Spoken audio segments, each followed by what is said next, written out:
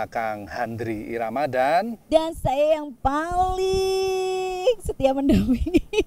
mendampingi Aku nggak bilang paling cantik loh, soalnya sudah ada 2 temanku tetap di acara Gesah Sehat Ambi Yasmin Hospital.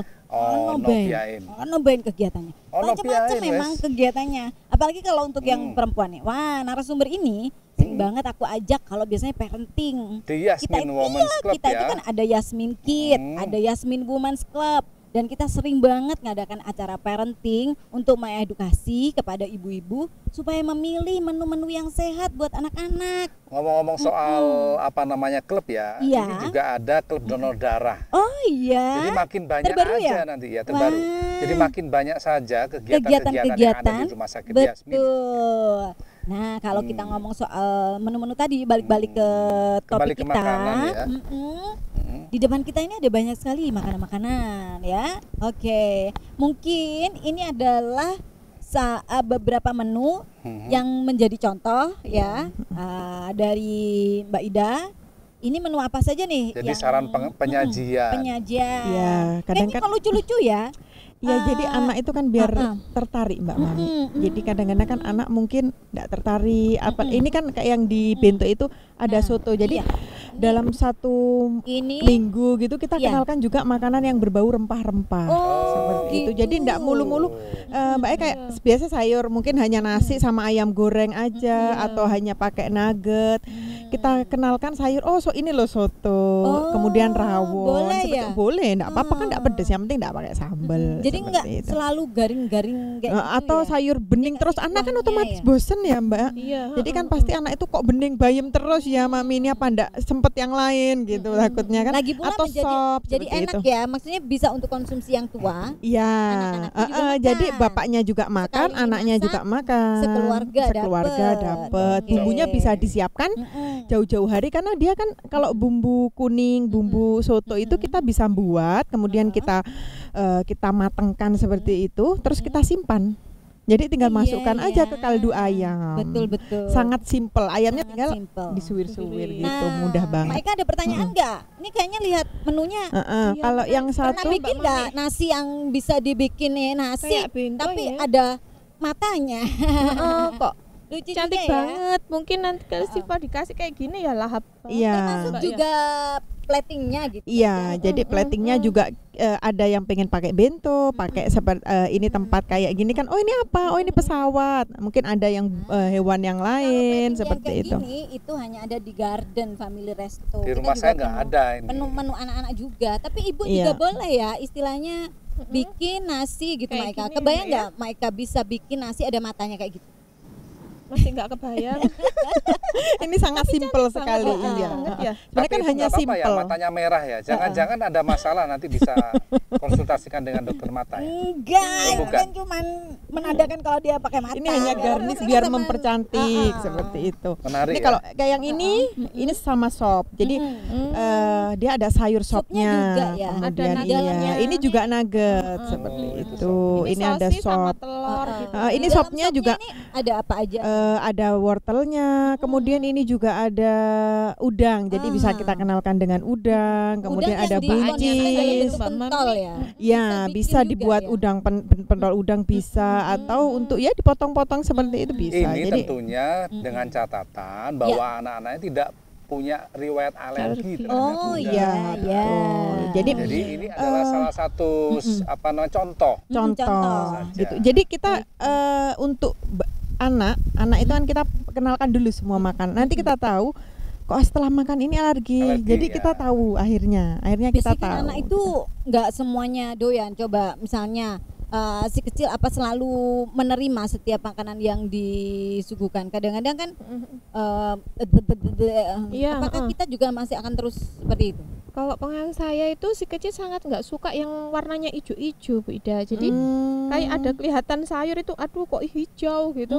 Ya itu enggak suka. Pokoknya kalau nggak berwujud hijau sayur gitu dia ya masih oke lah. Oh, dari kecil itu. Dari kecil. Ya. Jadi biasanya gini, saat jadi bertahap ya saya mengenalkan. Kadang ada beberapa anak itu yang hanya mau wortel saja, kadang seperti itu. Oh iya, anak saya suka seperti itu. Kadang nanti dikasihlah bertahap, kita suapi dengan buncis, kemudian kita suapi dengan, terus juga kalau sudah 3 tahun ke atas, 2 tahun, 3 tahun itu kan sebenarnya sudah bisa komunikasi. Iva udah berapa tuh? Seperti itu. Udah ya SD lah, Mas sudah SD. Oke. Ya, jadi kita bisa komunikasi, bilang ini makanan bergizi, ini untuk melawan kuman, melawan penyakit. Kalau mau makan ini nanti kita jalan-jalan. Misal pertama kita ajak komunikasi, pengertian bahwa ini adalah makanan yang bergizi. Ini nanti semisal loh kan batuk kemarin enggak mau maem sayur, maem buah. Ayo maem buah biar cepat sembuh. Anak itu kan kalau semisal saat batuk pilek kan dia terganggu sebenarnya. Dia pasti ada yang kalau anak yang suka minum obat dia ada yang minta obat kayak gitu. Juga yo harus ini makan ini untuk melawan penyakit. Ini biar adik enggak batuk lagi, biar adik enggak pilek lagi. Loh, memang harusnya itu anak diberikan pengertian. Bukan hanya awas kalau enggak makan sayur nanti tak kandak dokter. Loh jangan. Akhirnya dia takut ke rumah sakit. Nanti tak habisin makanannya. Akhirnya kan anak itu takut ke rumah sakit karena sebenarnya bisa kan, ibu kan juga bisa kan seperti itu ya. Jadi dikasih pengertian. Anak itu kan cerdas sebenarnya, dia kan pasti anak-anak sekarang kan cerdas ya. Oh gitu ya Ma, gitu biasanya. Oh ini harus seperti jangan keluar dulu, jangan gini. Itu anak itu kalau kita kasih tahu saat dia benar-benar dia fokus, saat dia jangan gini nak, nanti seperti ini dikasih tahu gitu. Memang kadang enggak selalu langsung, tapi kita komunikasikan terus gitu, terus juga dikasih ini contoh. Kita makan, anaknya juga makan. Seperti kenapa nggak suka ijo-ijo, apa trauma gitu? Mungkin emaknya juga nggak suka sayur kali. Oh suka sekali kalau saya. Cuman kalau yang nggak suka ijo-ijo itu dalam wujud sayur Mbak Mami. Tapi kalau misalkan kapan hari itu dibuatin utinya, dikirimin gitu, jadi buat nugget tapi di blender sayurnya itu dia kan nggak kelihatan, ternyata dia mau kayak gitu. Jadi bisa dimulai dengan hal-hal kecil. Variasi makanan. Jadi nugget itu kan buat sendiri kayak utinya tadi, buat sendiri itu bagus sekali, enggak masalah. Artinya jangan putus asa. Kalau misalnya sekali anak itu tidak mau mengkonsumsi sayur, orang tua bukan tidak harus menghentikan untuk tidak mencobakan ya. Istilahnya itu gimana? Banyak jalan menuju Roma.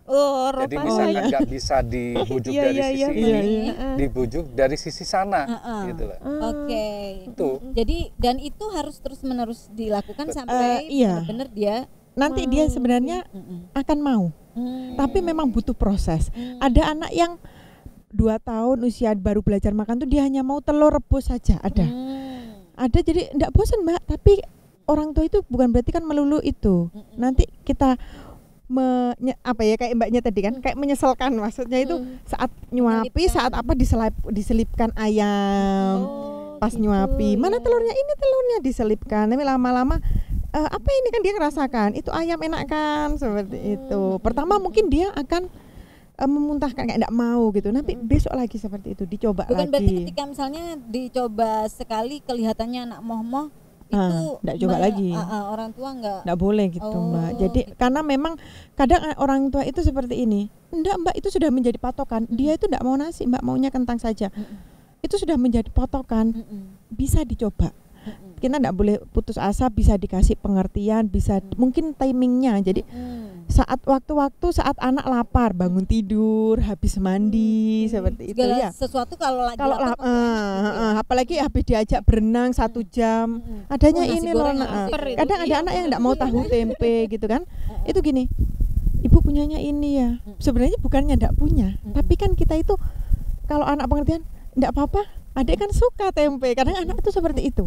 Karena memang punyanya ini enggak apa-apa ya pakai lauk ini ya, Dek. Gitu. Jadi ngerohati. Gitu. Kan anak itu sebenarnya bisa dikomunikasikan. Jadi ini pentingnya teman-teman dan ibu-ibu semuanya menyimak obrolan kita di Gesah Sehat Ambias ini adalah untuk menambah pengetahuan ya. Jadi jangan sampai ibu-ibu di rumah itu kehabisan gaya dan mungkin susah untuk mengarahkan anaknya. Jadi PR kita sebenarnya kita harus semakin kreatif ya zaman sekarang betul sekali. Mungkin bisa juga contoh-contoh di YouTube kadang-kadang ada penyajian-penyajian yang lucu-lucu banyak ya. Banyak sekali itu kan. Bentuknya misalnya nasi. Ini cuma beli cetakan. Ini kan sebenarnya cetakan kayak roti kukus kita buat untuk cetakan makanan, apa untuk nasi. Nggak harus mahal sebenarnya. Yang penting kadang bervariasi, kreatif. Ya, sudah ada bayangan nggak Kak kira-kira kamu? Oke. Dari gimana coba? Dari Bu Ida tadi nyampaikan banyak hal itu sudah banyak yang masuk Mbak Mami. Berarti besok beli cetakan nih. Langsung nanti saya beli. Kalau bisa saya punya ide, jadi bukan cetakan ya, jadi makanannya itu dibentuk seperti menara Eiffel. Oh gitu. Tinggi gitu. Oh, anaknya seneng banget. Cuman berapa jam ngerjainnya nggak tahu. Iya, dan memang itu adalah satu PR bagi ibu-ibu zaman now ya. Kadang-kadang terutama ibu yang very busy, yang kita juga bekerja, beraktivitas. PR yang paling besar sebenarnya adalah menyiapkan menu-menu yang pas buat anak-anak, terutama di pagi hari. Betul. Ya. Iya. Jadi karena pilihannya nggak ada waktu ke susu-susu, jadi yang serba instan. Tapi instan asal buatan sendiri monggo silahkan. Buat frozen food, buat ayam diungkep kemudian taruh di freezer, itu bisa banget bisa gitu ya. nggak masalah. Ya. Menarik. Jadi lapar kita. Walaupun ini sudah bukan waktunya sarapan lagi, tapi kalau melihat seperti ini, jadi luar biasa. Jadi kepengen ngiler-ngiler ya. Oke. Nah, ini kebetulan kita merasa senang banget karena sudah ada pengetahuan yang kita dapatkan walaupun hanya sedikit saja ya. Sebelum kita akhiri obrolan, nasihat apa yang paling pengen Mbak Ida kasihkan buat para ibu supaya mereka itu juga benar-benar tidak sembarangan juga ya, meluangkan waktu juga. Karena kalau misalnya tidak dimulai dari sekarang, pengaruh juga nggak sama tumbuh kembang anaknya atau kecerdasan otaknya bila menu-menu yang dipilih ini nggak sesuai dengan standar kesehatan.